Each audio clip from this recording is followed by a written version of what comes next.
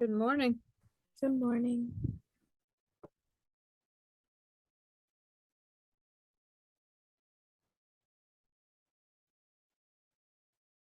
This is section 8, page 15. So as promised, I said we would go over a few more examples from section 8, some of those things that we slipped on past. And then you'll have some time to work on the section 8 homework if you didn't get it done yesterday, which I didn't tell anyone they had to get it done yesterday, but some of you were further along than others. So linear model equation.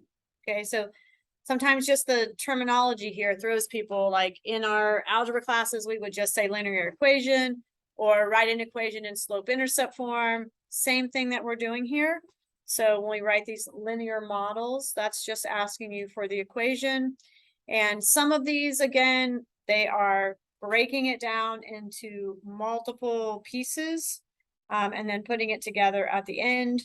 So initially, you might just be able to go down to E, but just kind of talking us through like what's going on here. So here, the dependent variable would be our cost.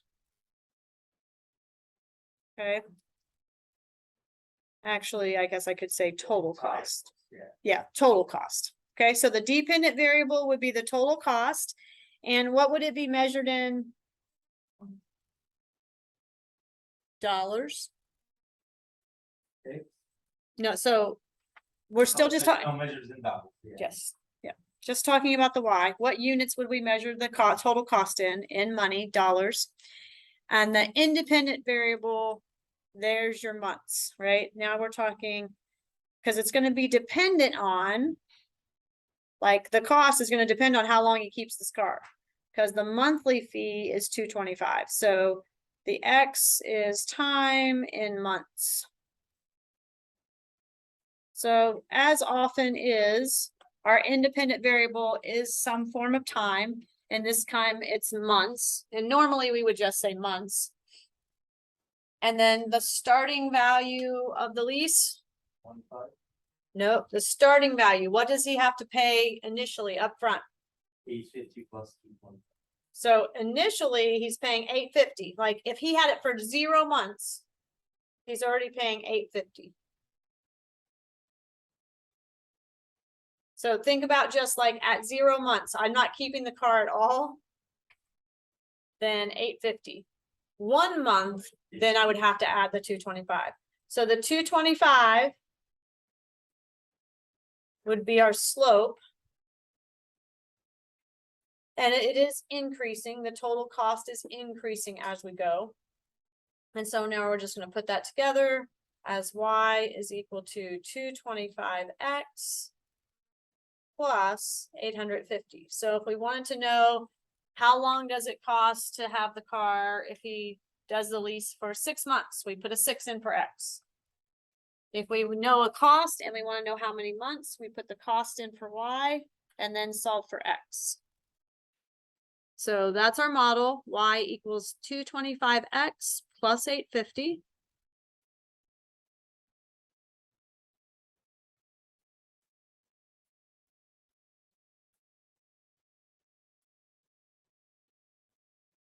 So then we're going to use that to find out the cost for 6 months.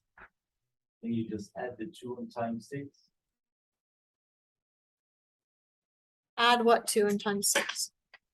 You don't pay the 850 more than one time. Oh, So you would just be paying 6 times 225 and then add the 850. By the way, you might have written that 225 times 6, right? Because that's the order, right? The M and the X, I just switched their order. We get the same answer, of course, but I don't want to throw you off there. The X is actually the 6, the 225 is the slope. So the 850 is just that initial one-time cost. We're not paying that every month.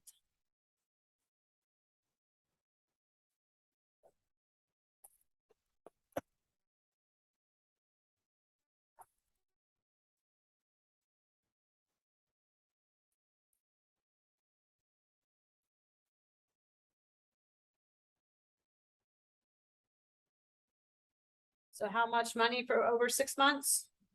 2,200. 2,200, yes. So then if we wanted to know the total money we have to spend on leasing a car is 3,800, we would put that in for the Y. And then go back to 225X plus 850. And then we just have a two-step equation to find X. We'll take off the 850. That leaves us 2,950 for our monthly payments. And when we divide that, unless I divided it wrong the first time, I don't come out with a nice whole number of months. You guys see what you get?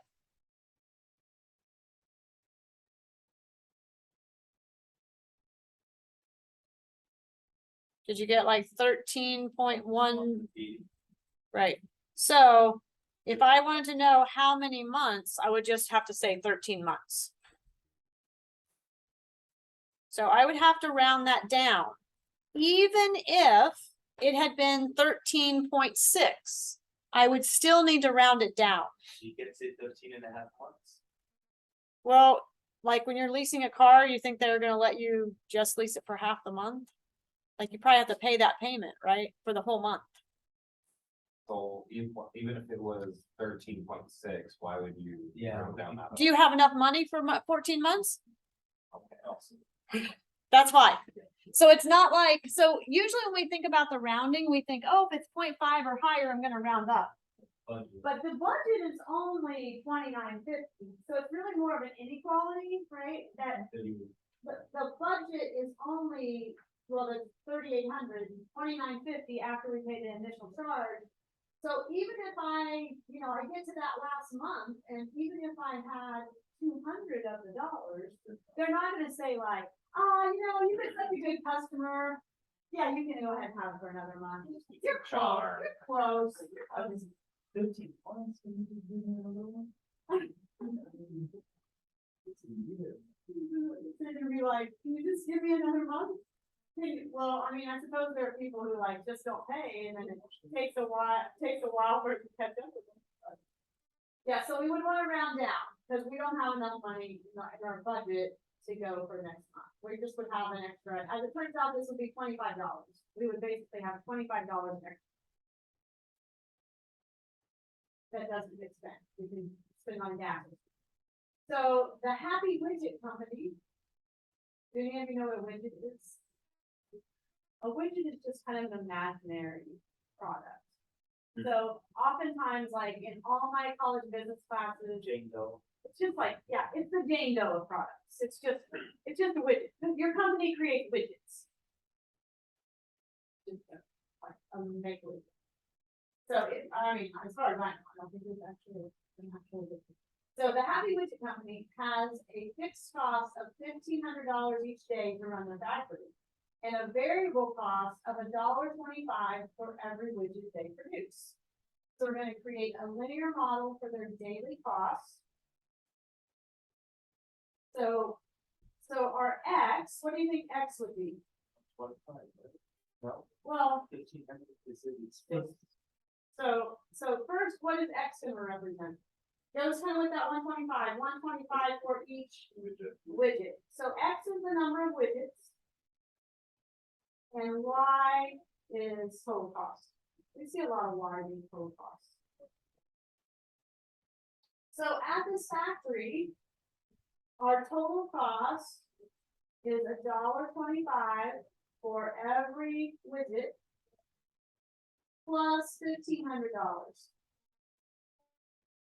So even if we have a day when our plant is shut down, we're gonna spend $1,500 that day because we have to pay the mortgage and the lights and et cetera. Even if we make 0 widgets that day. So now how much would it cost them to produce 300 widgets, we're assuming in the same day, by the way? 1875. So how did we get it? 125 times 300. 125 times 300, and then of course added on that 1,500. So this gave us the 375 plus 1,500.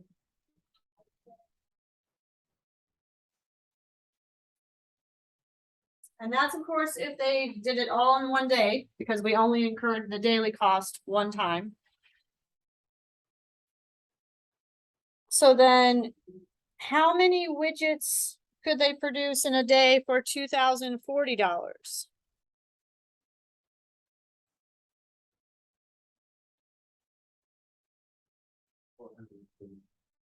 Good, and that did come out nice and even, right? So we of course replace the Y with the total cost, the total amount that we can spend. And then we've got our two-step equation. So is Y always the total cost?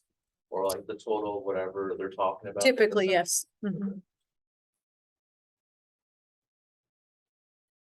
And then the per item is usually the slope. And then the X is the item that's like, if it says per hour, then X is hours. If it said per widget, then X is widgets. Yep. And so this came out to be, they can make 432 widgets. Okay, so on this next one, we're going to have to figure out slope from 2 points. So this says that the Christmas bonuses are based on the years of service. So the total bonus, he gives everybody a bonus, but at least part of it is based on years of service. And so if I want to know the slope, I need to think of how many years and how much is the bonus. So the number of years is the independent part. That's the X. So you can think of these as being two ordered pairs. 4 and 225 is one ordered pair. And then this guy's been there 22 years and it's 675. So I can see it's not, there must be some base bonus because it's not 5 times as much, right? So it's not just like straight up so much per year, but we're going to find the slope. So we're going to subtract the dollar amounts on top, just like we would subtract Y's on top. And we're going to subtract how many years they have on the bottom. So we see that there is a $450 difference in their bonuses. And there's 18 years experience difference. And then we want to try to divide this if we can. See if it comes out to be a nice, pretty whole number. I think it does. 25. So $25 bonus per year of experience. Now, that's not their whole bonus though, right? But that's the part of the bonus. I'll say bonus added for year of experience. Because if I do 25 times 4, that's only $100. So he obviously gives everybody a certain amount, and then it's $25 for every year of experience you have. So our whole linear model, so you might remember back in Algebra 1, in this case, I did not know the slope and I do not know the B. And I need those two numbers. We found the slope now, it's 25. So now I know that my slope is 25. And then I need to choose one of these points. I'm going to go ahead and choose the one with smaller values and plug it into m equals y equals mx plus b. So if 225 is what I get when it's 25 per year and I only have 4 years, there must be some like set bonus that everybody gets. That's what we're figuring out here. So I'm getting $100, or I guess this is Steve is getting $100 for his experience, but then he's getting 225. So he must be getting 125 just for all the employees. So then that would be the B. So 25 bonus for every year of experience plus 125. So let's check and make sure that that equation also works for Tim. Tim's been with the company 22 years. Check and see if you use 22 for X, if you get the 675.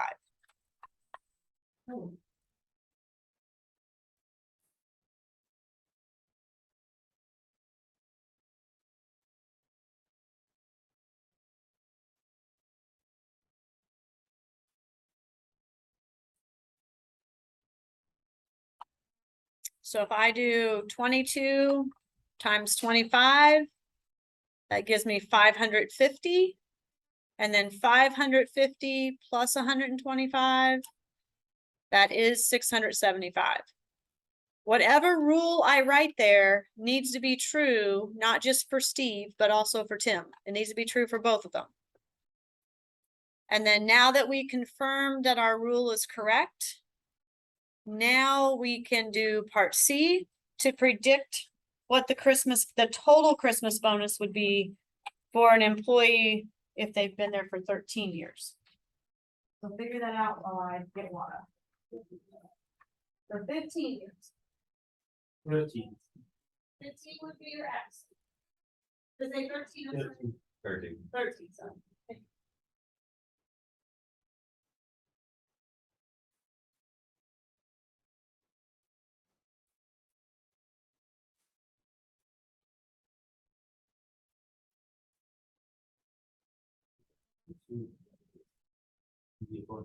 Sorry, Lon. Yes. He did your way fast on the back. I'm still writing it down. I usually write it down first. Yes.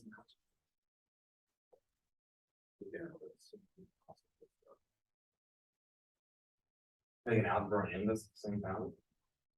You're taking algebra in this. Okay. I don't know, I wanted to do it, review, but I can't.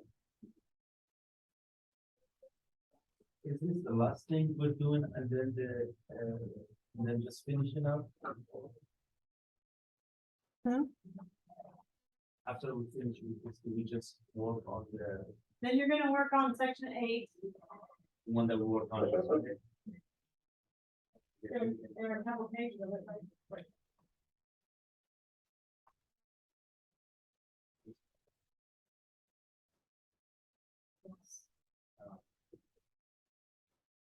This is the last of the finish. We're gonna finish this page. Yeah, we're gonna finish this page. So what did you guys come up with for 13 years? $450. Good, so it would have been 325 plus the 125, $450. Good.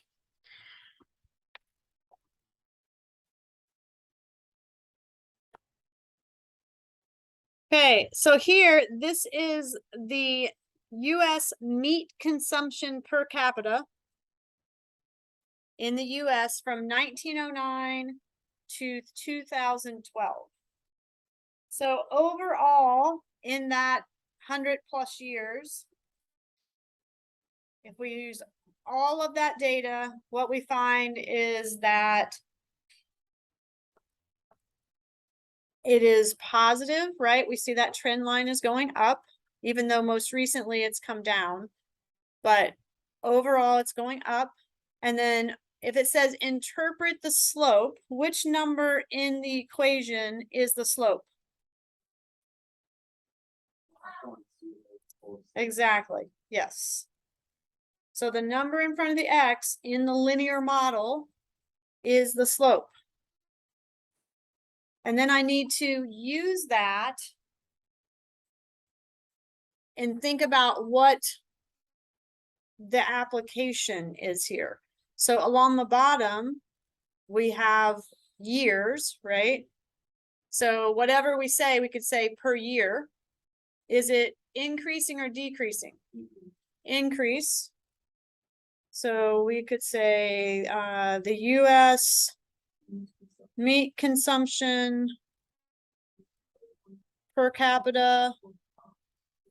So per capita Be sure we toss per capita in there, otherwise it sounds like the whole country, you're like, no. Per capita. Increases. An average of. And you could just leave that whole thing, you could just write that 0.472 pounds. Per year. So what that means is, say compared to 30 years ago, which is basically what they consider about a generation, right? Yeah. That each person consumes about 30 more pounds of meat than they did 30 years ago. So I found it interesting just to look at some of these time periods and think about what was happening. So it was higher, it went down. What happened in this period? Why would it go down? Depression, Great Depression, right? So people don't have money for meat. Meat's expensive, right? So we see that dip. We get some 1945, we got World War II, we got some plentiful things for a while. So things were down, but then we got a little up. It's kind of cool being able to piece it together. Okay, but yeah, it's all Why that. did they go down in? Oh, the crash, the 2008 crash, is that what it's? Why is this going down? Okay, I want you to think about what's this talking about. Meat consumption, right? Like, oh, people More have- people are going vegan. More people are saying maybe eating much meat is really not the healthiest thing for our body. I mean, you have like different schools of thought on that, but. And boy, really trending up. Now, this did not go far enough. This is only like 2012. So this doesn't cover like now where it might be dipping down because people just can't afford it. Like the cost is cost prohibitive. But then you also have people that then are going more to chicken and pork because chicken and pork are so much cheaper than beef. But I think probably health conscious would be my guess.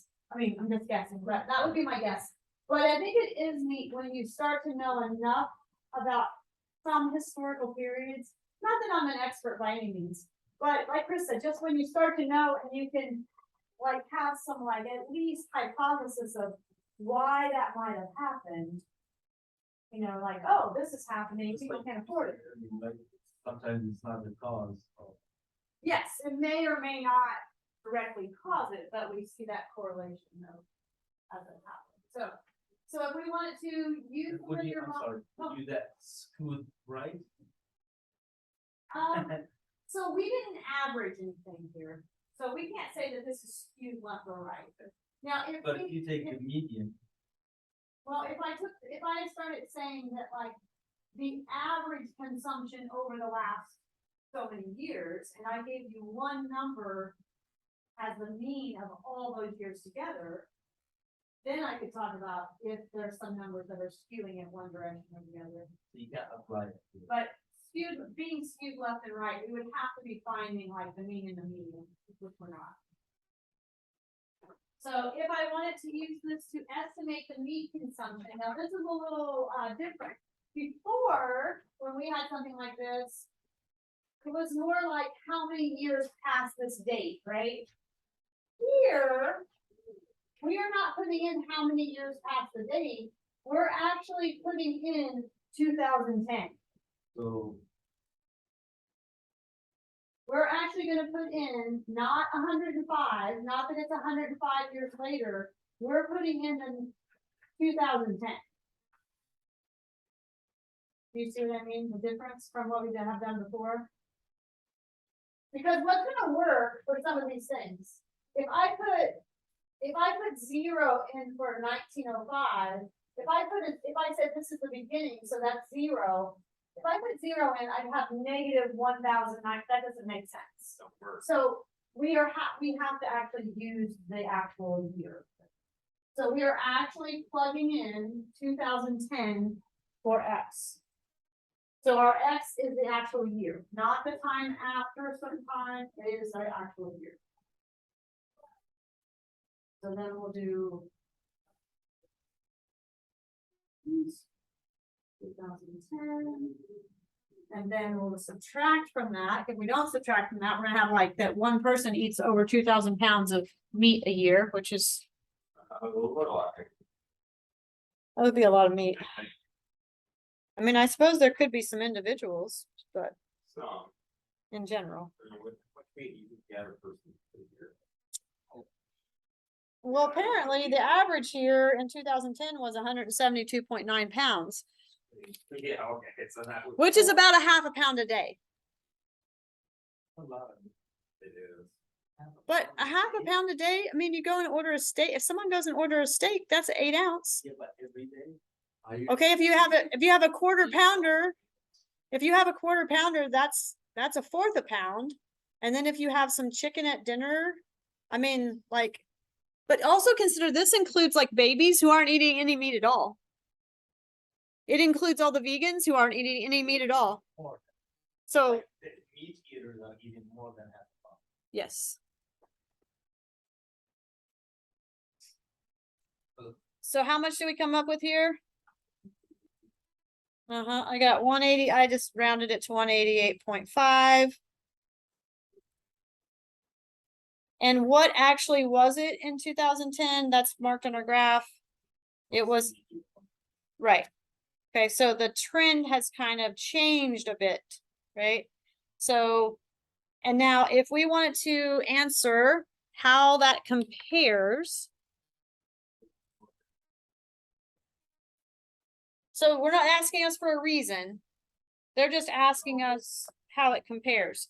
So I could say, for instance, the model's result is 15.6 pounds higher. Okay. The answer was 188, right? Or yeah, Okay. 188.5. I forgot when you put it in the calculator, you gotta leave out a subtraction or a mess it up. We could say the actual value label for that is 15 pounds less than. Yeah, I could say that the model's result is 15.6 pounds higher. Or I could say the actual is 15.6 pounds lower, right? I mean, just depending on how I use the order I write it in, whether I'm gonna say higher or lower. What about if we wanted to, so that would be an absolute difference, right? What if I wanted to compare it with, what if I wanted to compare it, relative change, like with a percentage? So I could take that 15.6. Sorry, can you explain how we got 15.6? I think I know. I did 188.5, subtract 172.9. I got the 172.9 off the graph. Okay. Gotcha. Yep. So if I wanted to find the percent, I could use 15.6 on the top, but then what I use on the bottom would depend on which one am I making the reference. I'm gonna make the reference the actual amount, which would mean I would use 172.9. And then I'm going to keep my wording very much like this. Remember, the one after the then is like what we're referencing. So then when I did this and I just rounded it to the whole percent, I said the model predicts an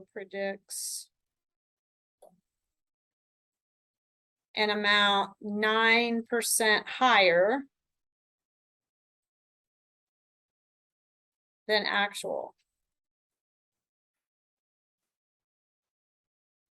Now, if I just word it with the 15.6 pounds, which I should have used the word pounds up there. If I just use 15.6 pounds, let's see if I can make this happen. There we go. If I just use the pounds, and I wanted to say lower than the prediction, the actual is lower than the prediction, I could just change it. But if I wanted to make this, if I wanted to say the actual is so much percentage lower, remember you have to change the bottom number. So if I wanted to say that the actual is just some percent lower than the prediction, I gotta change the 172. Well, that's where I would use lower, but the percentage wouldn't even be the same number. Because this number would change. Right? You guys remember that? That we had to use the one that we're referencing, that we're saying it's higher or lower than, goes on the bottom. So there's more than one way to compare them, Yeah. So but you like won't have the same, but you won't have the same percentage. So do you guys think it would be reasonable to use this model to predict the consumption in 2025? No, already we are seeing that the more recent times are not close to the line, right? So if we go out another 20 years, yeah, we don't, who knows? We don't, it's too far outside the scope. That's why we would say it's outside the scope of the graph.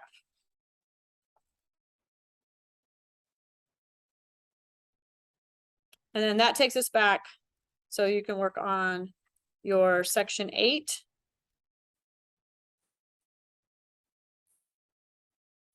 when you get up to that, No, why do you ask? it's review at the simple assessment. Okay, yeah, I'm just gonna jump this. yeah, sounds good. Got that timed out that way.